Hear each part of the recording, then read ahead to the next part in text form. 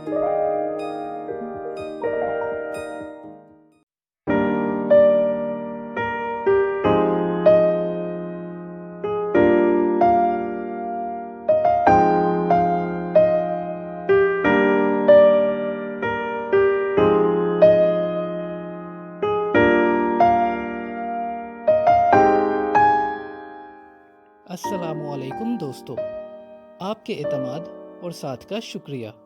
हम पर उम्मीद हैं कि आपकी ये हौसला अफजाई मुस्तकबिल में न सिर्फ बरकरार रहेगी बल्कि इसमें इजाफा भी होगा। अदब सराय एक काविश है दुनिया के बेहतरीन लिटरेचर को आपकी अपनी ज़बान में आप तक पहुंचाने की। ये तहरीर सुनाने से पहले मेरी आपसे गुजारिश है कि हमारे चैनल को सब्सक्राइब करें ताकि ये और इस जैसी बहुत सी तहरीर आप तक पहुंच सके। शुक्रिया। अदब सराय। राजा गिद्ध पार्ट 5। जमाल और अमजद से बहुत पहले मैं शादी से लौट आया। रात के पहले पहर हॉस्टल बिल्कुल उजाड़ था। कमरों में पंखों की आवाजें आ रही थीं और सड़क पर चलने वाली ट्रैफिक की दबी दबी सी आवाज एक मुसलसल सरगोशी थी। मैं हॉस्टल की जिंदगी से मुतमईन न था। अपने कमरे में पहुंचकर मैंने फिर दिल ही दिल में फैसला किया कि इन कलील छुट्टियों में मुझे कैसे पढ़ाई करनी चाहिए। क्या मैं भाई के पास सांदा चला जाऊं? क्या कसूर में दिल जमी से पढ़ाई हो सकती है, या फिर मुझे नया टाइम टेबल बनाकर यही हॉस्टल में रहना चाहिए? हॉस्टल की एक बड़ी मुश्किल ये होती है कि पढ़ने वाले लड़कों की आदतें और पढ़ाई के औकात एक दूसरे से बिल्कुल मुख्तलिफ होते हैं। कुछ नौजवान सारी रात समाधि लगाकर पढ़ते हैं और सुबह नींद की गोलियां खाकर मगरमच्छ की तरह बेसुध लेट जाते हैं। कुछ खौफ रहते हैं अपने हाफजे के हाथों। इनको ज्यादा पढ़ने के बाद नर्वस होकर दूसरों के पास इकलाती जुर्रत, आदाए सबक और खौफ का इलाज करने जाना पड़ता है। इनके अलावा एक जमात खुद गर्जों की भी होती है। वो कोटा भर पढ़ाई करके दूसरों के पास कुछ गपी के लिए इस वक्त जाते हैं जब अभी दूसरा बेचारा पढ़ाई का स्टार्ट ही ले रहा होता है।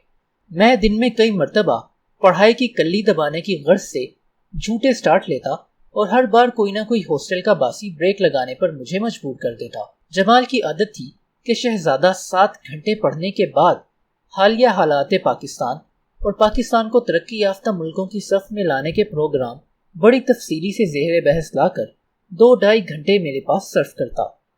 बैठ जाओ जमाल, मैं कुर्सी पेश करता। बस मैं जा रहा हूँ। वो खड़ा रहता और बोलता चला जाता। ना भाई, तुम्हारा भी टाइम वेस्ट होगा, मेरा भी। बैठना नहीं है। मैं इसके सामने कई बार घड़ी देखता। कई पेंसिलें घड़ कर रख ली जाती, पेन धोए जाते, इनकी स्याही बदली जाती, कागजों के नोट बनाने के लिए पिन लगाता। जिन किताबों से मुख्तलिफ टॉपिक्स पर रेफरेंस मिलने की उम्मीद होती, इन किताबों में जा बजा कागज की पर्चियां रख कर इनको ईंटों के छट्टे की तरह जमा कर रखता। मेरे मशागिल ने कभी जमाल को परेशान नहीं किया। वो स्टील मिल लगाने से लेकर दही बनाने वाली छोटी छोटी फैक्ट्रियां पाकिस्तान के मुख्तलिफ शहरों में लगाता रहता। इसकी गुफ्तगू से सारा पाकिस्तान काला शाह काकू बन जाता और फजा में बदबूदार शेरे ईरान अर्टेनरी के खाम चमड़े की बू आने लगती। जमाल के जाने के बाद फजा में फैक्ट्रियों का धुआं इस कदर फैला होता कि मैं सांस बराबर करने के लिए थोड़ी देर के लिए बाहर चला जाता। वापसी पर पढ़ाई के स्टार्ट में कई ओगट घाटियां आती। इनको पार करने के बाद अभी मैंने स्पीड पकड़ी ही होती कि अमजद आ जाता। अमजद हंगामी आदमी था। वो सिर्फ 15 मिनट ठहरता, लेकिन इसके ज़मीमे के बाद तवज्जो किताब की स्क्रीन पर ठहर ही ना सकती थी। जिस वक्त मैं आफ्ताब की शादी से लौटा, मेरा इरादा शहर से भाग जाने का था। जो कुछ आफतें ऊपर बयान कर चुका हूँ, इनकी सरदार मुसीबत सीमी थी। आफ्ताब की शादी ने पता नहीं क्यों दिल में सीमी की मोहब्बत पा लेने के ख्वाब को असरेनो हवा दे रखी थी। साथ ही साथ कोई ऐसा खौफ भी था जो मेटरनोम पर बता रहा था कि अब बेटा तुम पास ही ना हो सकोगे। इसलिए इसमें आफियत है कि शहर, हॉस्टल, कॉलेज छोड़कर किसी छोटे से गांव में भाग जाओ। वहां मकामी नंबरदार से दोस्ती लगाकर एक छोटा सा स्कूल खोलो और बाकी मांदा जिंदगी इन बच्चों को पढ़ाओ जो पढ़ने के लिए पैदा ही नहीं हुए। बिल आखिर मैंने फिर एक छोटा सा स्टार्ट लिया। अपनी चारपाई से बिस्तर रोल करके सरहाने की जानिब रखा और सोशियोलॉजी के दूसरे पर्चे की तैयारी करने लगा। इस वक्त दरवाजे पर किसी ने अंगूठी के साथ दस्तक दी। दरवाज़ा खोला तो सीमी खड़ी थी। اس کا چہرہ مجھے بانس پر ٹنگا ہوا نظر آیا۔ آ جاؤں کہ نہیں؟ اس وقت تمہیں اجازت کیسے ملی اندر آنے کی؟ بس مل گئی، آ جاؤں؟ وہ چارپائی پر جوتے اتار کر بیٹھ گئی۔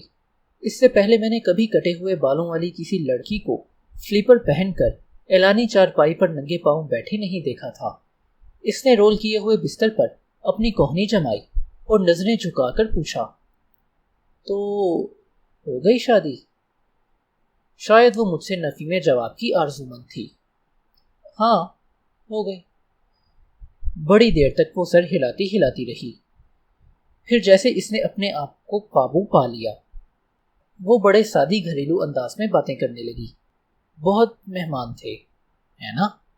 نہیں، زیادہ نہیں تھے، یہی کوئی 300 کے قریب۔ جمال اور امجد بھی گئے ہوں گے، جیسے وہ شادی پر ہمارے ساتھ ہی تھی۔ ہاں، اور فرزانہ، کوثر وغیرہ وہ پڑھ رہی ہوں گی اس وقت۔ ان کم بختوں نے فرسٹ ڈویژن لینی ہے، ہماری طرح کوئی اپنا آگا تھوڑا مارنا ہے۔ ہاں، سمجھدار ہیں وہ چاروں، کاش خدا ہمیں بھی عقل دیتا۔ انجلا بھی نہیں آئی، وہ چپ ہو گئی۔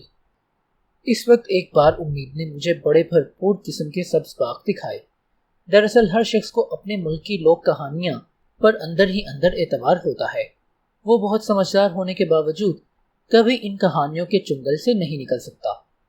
ملک کی مجموعی سائیکی انہی کہانیوں میں ہوتی ہے، اور میں بھی انہی کہانیوں کا ایک حصہ تھا۔ اس وقت مجھے یقین تھا کہ چونکہ ولن کی شادی ہو گئی ہے، اس لیے نیچرل نتیجہ یہی ہے کہ اب سیمی پوری قوت سے مجھ پر عاشق ہو جائے گی۔ راستے کی چٹان کٹتے ہی اسے میرے سوا اور کچھ نظر نہیں آنا چاہیے، لیکن سیمی کچھ شوکیا گلابی گلاسز نہیں پہنتی تھی۔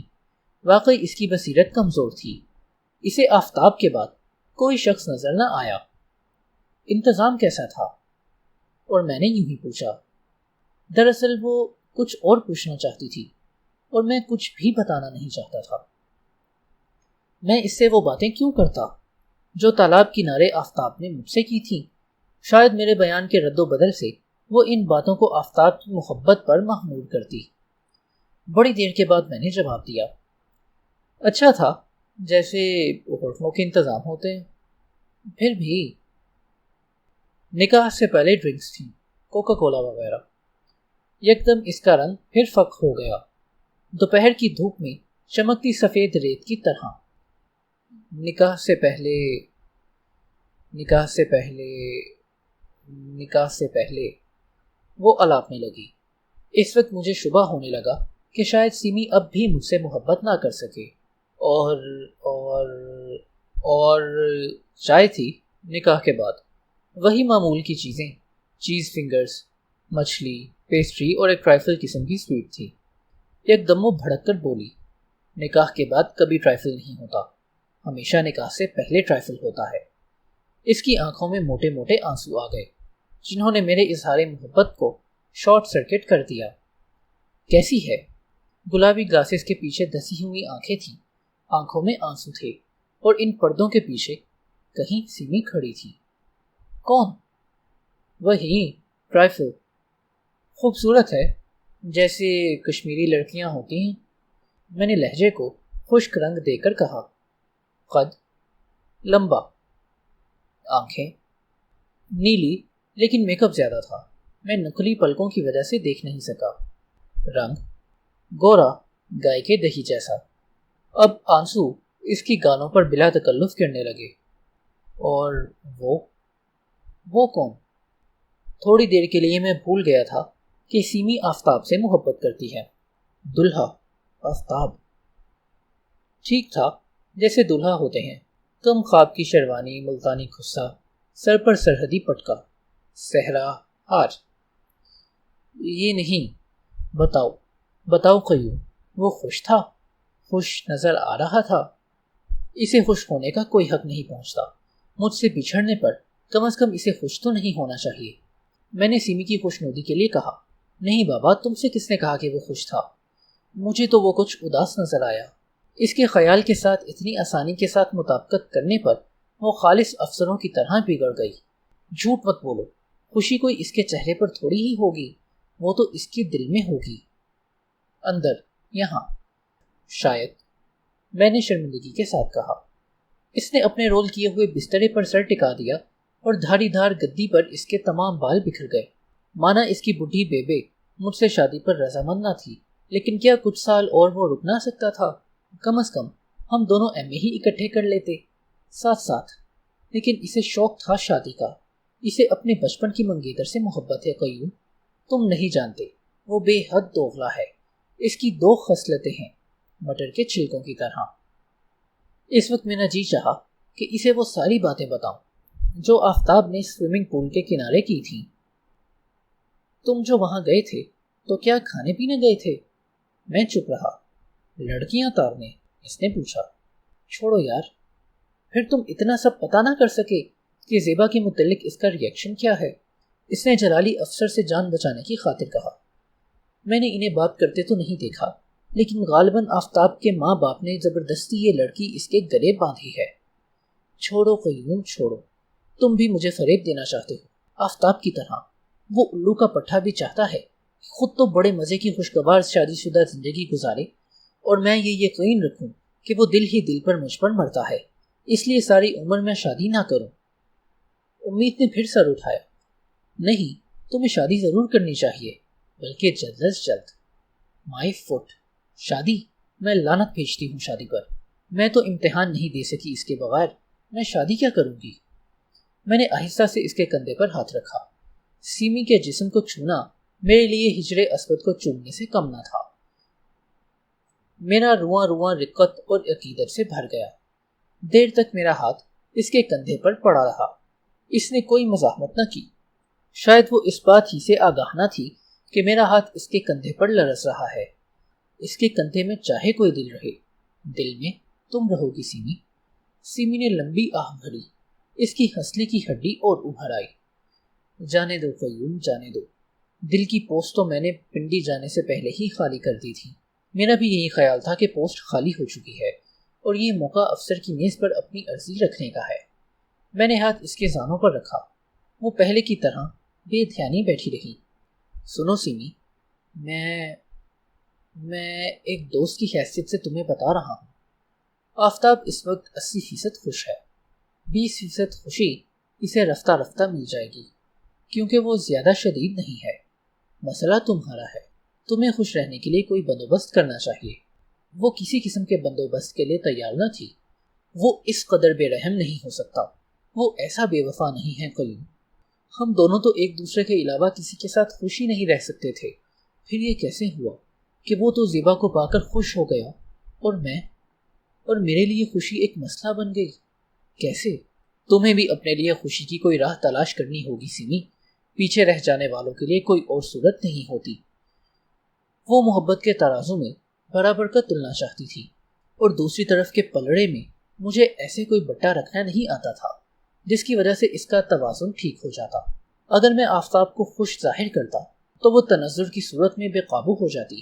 اگر میں اسے اداس ظاہر کرتا تو بے یقینی، نا امیدی اور شدید غم تلے دب کر آہیں بھرنے لگتی۔ محبت کا آرا اوپر تلے برابر اس کے تختے کاٹتا چلا جا رہا تھا۔ میں سوشیولوجی کے طالب علم کی طرح سوچنے لگا کہ جب انسان نے سوسائٹی کو تشکیل دیا ہوگا تو یہ ضرورت محسوس کی ہوگی کہ فرد علیحدہ علیحدہ مطمئن زندگی بسر نہیں کر سکتے۔ باہمی ہمدردی، میل جول اور ضروریات نے معاشرے کو جنم دیا ہوگا، لیکن رفتہ رفتہ سوسائٹی اتنی پیش در پیش ہو گئی کہ باہمی میل جول، ہمدردی اور ضرورت نے تہذیب کے جذباتی انتشار کا بنیادی پتھر رکھا۔ جس محبت کے تصور کے بغیر معاشرے کی تشکیل ممکن نہ تھی، شاید اسی محبت کو مبالغہ پسند انسان نے خدا ہی سمجھ لیا اور انسان دوستی کو انسانیت کی معراج ٹھہرایا۔ پھر یہی محبت جگہ جگہ نفرت، حقارت اور غصے سے زیادہ لوگوں کی زندگیاں سلب کرنے لگی۔ محبت کی خاطر قتل ہونے لگے، خودکشی وجود میں آئی، سوسائٹی اغوا سے، شنجون سے متعارف ہوئی۔ رفتہ رفتہ محبت کی سوسائٹی کا ایک بڑا روگ بن گئی۔ اس جن کو ناب کی بوتل میں بند رکھنا معاشرے کے لیے ممکن نہ رہا۔ اب محبت کے وجود یا عدم وجود پر ادب پیدا ہونے لگا، بچوں کی سائیکالوجی جنم لینے لگی، محبت کے حصول پر مقدمے ہونے لگے، ساس بن کر ماں ڈائن کا روپ اختیار کرنے لگی۔ معاشرے میں محبت کے خمیر کی وجہ سے کئی قسم کا ناگوار بیکٹیریا پیدا ہوا۔ نفرت کا سیدھا سادہ شیطانی روپ ہے۔ محبت سفید لباس میں ملبوس امرو عیار ہے، ہمیشہ دو راہوں پر لا کر کھڑا کر دیتی ہے۔ اس کی راہ پر ہر جگہ راستہ دکھانے کو صلیب کا نشان گڑا ہوتا ہے۔ محبتی جھمیلوں میں کبھی فیصلہ کن سزا نہیں ہوتی، ہمیشہ عمر قید ہوتی ہے۔ جس معاشرے نے محبت کو علم بنا کر آگے قدم رکھا، وہ اندر ہی اندر اس کے انتظار سے بری طرح متاثر بھی ہوتی چلی گئی۔ جائز و ناجائز محبت کے کچھ ٹریفک رولز بنائے گئے، لیکن ہائی سپیڈ معاشرے میں ایسے سپیڈ بریکر کسی کام کے نہیں ہوتے، کیونکہ محبت کا خمیر ہی ایسا ہے۔ زیادہ خمیر لگ جائے تو بھی سوسائٹی پھوٹ جاتی ہے، کم رہ جائے تو بھی پپڑی کی طرح تلخ جاتی ہے۔ شکست و ریخت، بدبختی اور سوختہ سامانی۔ آج تک سوسائٹی جرائم کی بے کنی پر اپنی تمام قوت استعمال کرتی رہی ہے۔ اس نے اندازہ نہیں لگایا کہ کتنے گھروں میں، کتنے مسلکوں میں سارا نقص ہی محبت سے پیدا ہوتا ہے۔ سوسائٹی کا بنیادی تضاد ہی ہے کہ ابھی تک وہ محبت کا علم اٹھائے ہوئے ہے، حالانکہ وہ اس کے ہاتھوں توفیق بھر تکلیف اٹھا چکی ہے۔ جب تک یہ جن دوبارہ بوتل میں بند نہیں ہو جاتا اور اس کے ٹریفک رولز مقرر نہیں ہوتے، تب تک شانتی ممکن نہیں، کیونکہ محبت کا مزاج ہوا کی طرح ہے، کہیں ٹکتا نہیں، اور معاشرے کو کسی ٹھوس چیز کی ضرورت ہے۔ محبت میں بیک وقت توڑنے اور جوڑنے کی صلاحیت ہے۔ سوسائٹی کا رنگ اسی کی بدولت نکھرتا ہے، اور اسی جذبے کی وجہ سے شدید کالک بھی منہ پر لگتی ہے۔ میں اور سمی اگر اب بھی ہم جماعت ہوتے تو محبت کے اسی پہلو پر کئی گھنٹے بحث کرتے رہتے۔ پھر وہ ابن خلدون، ڈرخائم، کامٹ اور مارکس کے نقطہ نظر کو پیش کر کے بحث کو بڑا آبجیکٹو اور خوبصورت بنا دیتی۔ ہم کسی نئی تھیوری کے سر پر پہنچ کر اپنے آپ کو بہت ذہین تصور کرنے پر مجبور ہو جاتے۔ ایسی بحثیں جو عام طور پر ہم کیفیٹیریا میں کرتے تھے، ہمیں ایک دوسرے سے کس قدر دور لے جایا کرتی تھیں، اور انہی کی وجہ سے ہم نے کتنے فاصلے طے کیے تھے۔ لیکن اس وقت وہ میری ہم جماعت نہ تھی، وہ مائی توبہ توبہ کی پتلی تھی۔ میرے گاؤں چندرا میں ایک پرانا بھٹا تھا۔ اینٹیں بنانے والے یہاں سے کبھی کے جا چکے تھے، لیکن جا بجا ٹوٹی اینٹوں کے چھٹے، لال گیروئے رنگ کی پکی مٹی اور گہری کھائیاں تھیں جن سے مٹی کھود کھود کر اینٹیں بنائی جاتی رہی ہوں گی۔ برسات میں ان کھائیوں میں برساتی پانی بہہ کر اکٹھا ہو جایا کرتا۔ پرانے بھٹے کے پاس مائی توبہ توبہ کی جھکی تھی، پتہ نہیں اس کا اصلی نام کیا تھا، لیکن اب سارے گاؤں میں اسے سب مائی توبہ توبہ کہتے تھے۔ سارے گاؤں میں مشہور تھا کہ وہ کالا علم جانتی ہے، لیکن ایک دو بار میری موجودگی میں کسی نے اس سے استفسار کیا تو وہ کانوں پر ہاتھ رکھ کر توبہ توبہ کرنے لگی۔ ایک روز میں شام گئے گھر نہ لوٹ سکا۔ باہر امرود کے باغ میں کچے پکے امرود توڑتے مجھے دیر ہو گئی۔ پتہ نہیں میری باقی ساتھی کیا ہوئے، لیکن جس وقت میں باغ سے باہر نکلا تو ہلکی ہلکی بوندا باندی ہو رہی تھی۔ پرانے بھٹے تک پہنچتے پہنچتے بارش کا یہ عالم تھا کہ مجھے لگا پانی کا ریلا مجھے زمین میں میخنا چاہتا ہے۔ اس روز میں نے مائی توبہ توبہ کی جھگی میں پناہ لی۔ جس وقت بارش جھگی میں داخل ہوئی، مائی توبہ توبہ نے منہ پر انگلی رکھ کر مجھے چپ رہنے کا اشارہ کیا۔ میں پھوس کی دیوار کے ساتھ کھڑا ہو کر سہم گیا۔ مائی اس وقت تک آٹے کا پتلا بنا رہی تھی۔ اس نے بڑی توجہ سے ایک گٹھ مٹھیا آٹے کا اندھا بونا بنایا، پھر چولہے میں من کی چھٹیوں کی آگ جلائی۔ اب وہ اس آٹے کے پتلے میں سوئیاں کھبونے لگی۔ ہر سوئی پتلے میں فٹ کرنے کے بعد وہ آنکھیں پھیراتی اور دیر تک چھو چھو کرتی۔ جس وقت اس نے آٹے کے پتلے کو آگ میں ڈالا، بجلی اس زور سے کڑکی کہ بھٹے سے لے کر امرود کے باغ تک ساری دھرتی سفید ہو گئی۔ میں نے جلدی سے دروازہ کھول کر بھاگنا چاہا، لیکن اس وقت کسی نے پیچھے سے میرا کرتا پکڑ کر کہا، دیکھ، اگر کسی سے بات کی تو سوئیاں چبو کر تجھے بھی آگ میں جھونک دوں گی۔ کسی کو بتایا تو مجھ سے برا کوئی نہ ہوگا۔ اس وقت میرے سامنے میری ہم جماعت نہیں تھی جس سے میں سوشیولوجی کی بحثیں کیا کرتا تھا، بلکہ وہ مائی توبہ توبہ کی پتلی تھی جس میں پتہ نہیں کتنی ان گنت سوئیاں چبھی ہوئی تھیں، اور وہ بھی بھٹی میں اترنے کا انتظار کر رہی تھی۔ کیا سوچ رہے ہو قیوم؟ آفتاب کیسا ہے؟ مجھے کیا پتا، وہ تمہارا روم میٹ تھا۔ میں نے نثری انداز میں بولنا شروع کر دیا۔ وہ اکتوبر کے مہینے کی پیداوار ہے، اس ناطے سے وہ لبرا ہے۔ ایسے لوگوں میں ایک قدرتی ہوتا ہے، اور 3 بہنوں کا اکلوتا بھائی ہے، سونے کا چمچ منہ میں لے کر پیدا ہوا ہے۔ یہ تم مجھے کیا بتا رہے ہو؟ یہ تو مجھے بھی پتا ہے۔ جو کچھ تم جانتی ہو میں اس سے زیادہ اور کچھ نہیں جانتا۔ اس نے کیسے وہ سب کچھ بھلا دیا؟ میری محبت، ہمارا میل جول، وہ سب کچھ۔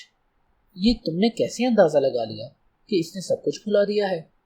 پھر یہ سب کیا ہے؟ یہ شادی، یہ زیبا، یہ ماں باپ کی فرما برداری، یہ سب کچھ۔ ہم دونوں خاموش ہو گئے۔ میں اسے آفتاب کی ایسی کوئی بات بتانا نہ چاہتا تھا جو اس کی محبت کو اور پختہ کرتی، اور پھر بھی میں اسے تسلی دینے پر مجبور تھا۔ وہ کون ہے؟ کیا ہے؟ کیسا آدمی ہے؟ خدا کے لیے تم تو اتنے اچھے تجزیے کیا کرتے تھے، بتاؤ نا اس کی اصلیت کیا ہے؟ میں نے سر کھجلایا اور دانشور بن کر بولا، دنیا میں رنگ رنگ کے لوگ ہیں، ان کی سٹڈی کے الگ الگ علوم ہیں۔ تمہارا کیا خیال ہے کہ آفتاب؟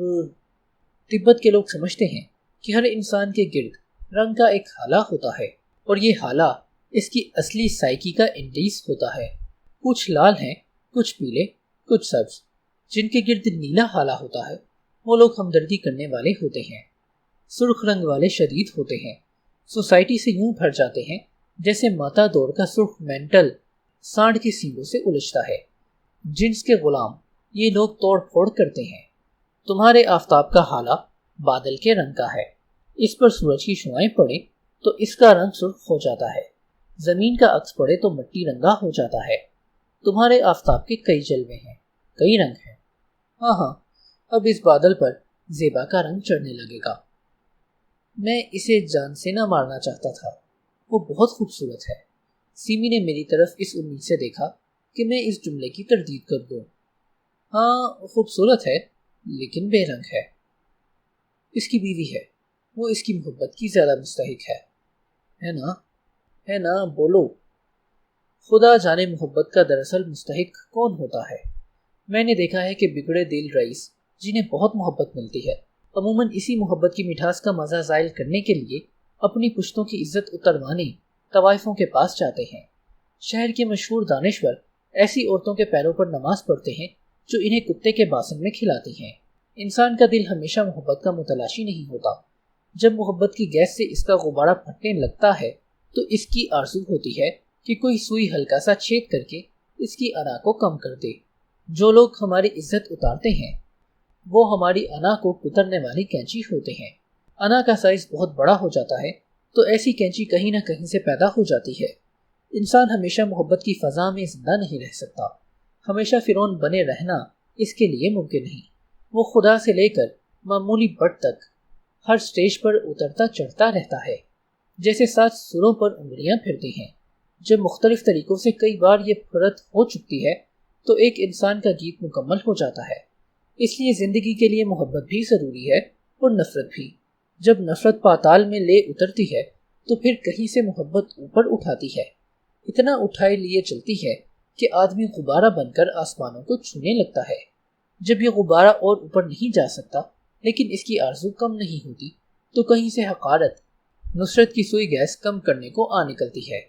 یہ عمل مسلسل ہے، زندگی کے ساتھ ساتھ ہے، خدا سے لے کے ابد تک، اول فرشتے سے لے کر شیطان کی منزل تک، ان مٹ سے لے کر ناپائیدار تک۔ تم کیا سوچتے ہو؟ کہاں چلے جاتے ہو تم قیوم؟ تم کو اپنی پڑھائی کا اس قدر فکر کیوں ہے؟ میں چپ رہا۔ مجھے بتاؤ، سمجھاؤ مجھے خدا کے لیے، جس طرح تم مجھے ڈرفائم کی تھیوری سمجھایا کرتے تھے خودکشی کی۔ بتاؤ قیوم، محبت کہاں سے ملتی ہے؟ کن کو ملتی ہے؟ میں اسے کیا بتاتا؟ میں تو خود بچپن سے محبت کی تلاش میں سرگرداں رہا تھا۔ مجھے کیا معلوم تھا کہ محبت کہاں ملتی ہے، کن کو ملتی ہے اور کن وجوہات کی بنا پر ملتی ہے۔ لیکن جب کبھی وہ مجھ سے بات کرنے کی توقع رکھتی میں بولتا جاتا۔ محبت کا تحفہ سیمی عموماً 2 قسم کے لوگوں کے لیے ہوتا ہے۔ ایک وہ فرعون صفت لوگ جو اپنے جیسا کسی کو نہیں سمجھتے، جو چلتے نہیں اچھلتے ہیں۔ ان کی انا کو پرکینچ کرنے کے لیے ان کی زندگی میں کوئی شخص محبت کا گلدستہ لے کر داخل ہوتا ہے۔ گلدستہ وصول کرتے وقت فرعون شکل لوگوں کو معلوم نہیں ہوتا کہ اس میں کانٹے بھی ہیں اور چونٹیاں بھی۔ عموماً انہی چونٹیوں کے ہاتھوں بڑے بڑے ہاتھی جاں بحق ہوتے ہیں۔ میں تمہاری بات سمجھ نہیں پائی قیوم، یا شاید آج میرا دماغ درست نہیں۔ ایک وہ لوگ جو خدا سے بھی نہیں ڈرتے، ان کو انسان بنانے کے لیے، عہد بنانے کے لیے محبت عطا ہوتی ہے۔ ان کی حیثیت سمجھانے کے لیے، ان کا قد عام انسانوں جتنا کرنے کے لیے، یا پھر محبت ان لوگوں کو ملتی ہے جو ہرنے کی آرزو میں جیتے ہیں، جہاں بلب ہوتے ہیں۔ ان کے لیے محبت کا تریاق آتا ہے غیب سے۔ یکدم ان مردہ لاشوں میں زندگی کے آثار اجاگر ہوتے ہیں۔ وہ درختوں کو، پرندوں کو، چاند ستاروں کو اثر نو دیکھنا شروع کرتے ہیں۔ بچے کی حیرت کے ساتھ موسم ان پر اثر انداز ہوتے ہیں۔ ایک بار پھر کیا؟ سنو سیمی، سنو۔ محبت مارتی بھی ہے اور زندہ بھی کرتی ہے۔ ہنکارتی انا کو مارنے کے لیے بھی محبت کا زہر ہے، اور قریب المرگ زندگی کو زندہ کرنے کے لیے بھی محبت ہی کا تریاق ہے۔ اب وہ پھر گئی۔ تم سے بھی کچھ نہیں ہوگا، تم بھی ایویں ہی ہو، واہیات، صرف کچے کچے فلاسفروں، بالکل ڈاکٹر سہیل کی کاربن کاپی۔ تمہیں تسلی کیسے ہوگی؟ محبت سے، صرف محبت سے۔ میں ہنس دیا۔ اس میں ہنسی کی کیا بات ہے؟ میں نے دکھی سے کہا۔ تمہیں محبت نہیں چاہیے سیمی، تمہیں صرف آفتاب درکار ہے۔ سب کا یہی حال ہے، سب کو سب کی محبت چاہیے، لیکن صرف اس شخص کی جسے اس کا اپنا دل شدت سے چاہتا ہے۔ باقی سب محبتیں کیلے کا چھلکا ہیں، وافر، واہیات، غیر ضروری۔ ایون تم نے کبھی محبت کی ہو تو تمہیں پتا ہو آدمی کس کرب سے نکلتا ہے۔ تم کو تو ہر وقت پڑھائی کی پڑی رہتی ہے، اپنی تھیوریاں بنانے میں لگے رہتی ہو۔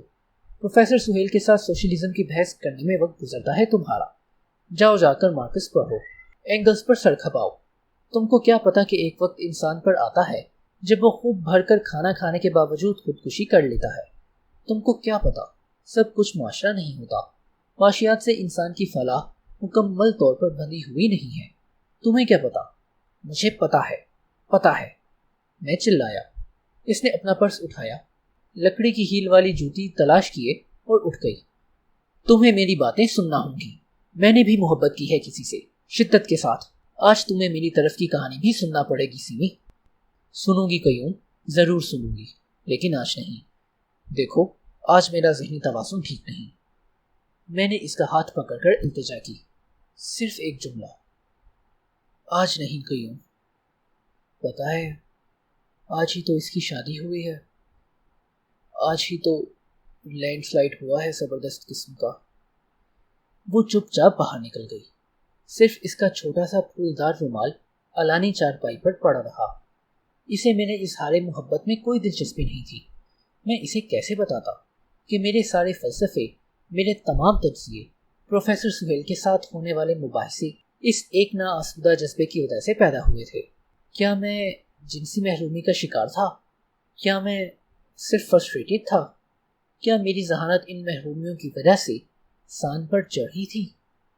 سیمی کے جانے کے بعد فوراً کتابوں کی طرف متوجہ ہونا چاہیے تھا، لیکن اس کے کٹے بال، پھولدار رومال، کئی چیزیں جیسے شہد کی مکھیاں میرے تعاقب میں تھیں اور ان سے بھاگ کر کہیں جا نہ سکتا تھا۔ کئی بار باتیں کرتے کرتے وہ اپنی بائیں گال کے تل کو جڑ سے اکھاڑنے کی ایسی کوشش کرتی کہ مجھے اس کی کیوٹکس لگے ناخنوں سے نفرت ہو جاتی۔ سیمی جا چکی تھی، صرف اس کی خوشبو باقی تھی۔ تار پر سوکھنے والے کپڑوں کی طرح چارپائی پر رومال پڑا تھا اور اس کے جانے والی کی ذات کا کمپیوٹر چل رہا تھا۔ میں نے پہلے تو اس رومال کے باوجود پڑھنے کی کوشش کی، پھر مجھے خیال آیا کہ جب تک وہ ایک لاوارث بچے کی طرح چارپائی پر بلکتا رہے گا میں توجہ سے نہ پڑھ سکوں گا۔ میں نے رومال اٹھایا، سونگھا، اس کی تہیں بالکل ویسے جوان جیسے پہلے تھی، پھر اسے پاس رکھ کر پڑھنے لگا، لیکن اب رومال بلی کی بچے کی طرح جاندار ہو گیا تھا۔ وہ پنکھے کی ہوا میں پھول رہا تھا، شکلیں بدل رہا تھا، فضا میں اپنی خوشبو کو آنسو گیس کی طرح پھیلائے جاتا تھا۔ اس کی وجہ سے بار بار میری آنکھیں نمناک ہو جاتی تھیں، اور جب میں آنکھیں پوچھ کر دوبارہ اسے میز پر رکھتا تو وہ پہلے سے زیادہ نڈر اور کھلڈرا ہو جاتا۔ ادب سرائے۔